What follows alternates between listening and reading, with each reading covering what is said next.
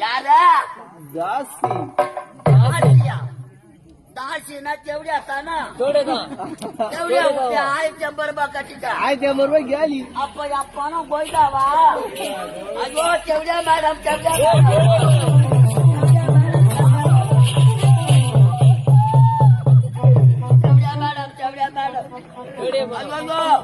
பணம் இல்லாத போனா என் பொண்டாட்டி சேர்க்க மாட்டேன் பில்லு இல்லாத போனா ஹெல்பர் பீஸ் கயிறு பிடிக்க முடியும் மாமா வேலை போட்டா செஞ்சே உனக்கு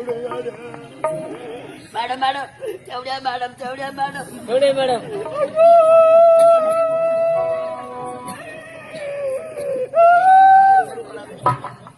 மேடம்